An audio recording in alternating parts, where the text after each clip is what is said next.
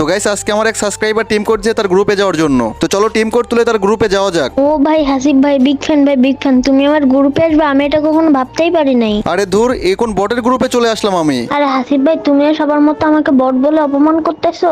আমার ভালো আইডি নেই, আমার ভালো ড্রেস আপ নাই বলে সবাই আমাকে বট বলে অপমান করে। কেউ আমাকে গেম খেলতে নেয় না, যার গ্রুপে যায় সেই আমাকে কিক মেরে বের করে দেয়। আরে তুমি এসব কি বলতেছো? আরে হাসিব ভাই আমি তো ছোট মানুষ, আমার কাছে পর্যাপ্ত টাকা নেই টপ আপ করার জন্য, এই জন্য টপ আপ করতে পারি না।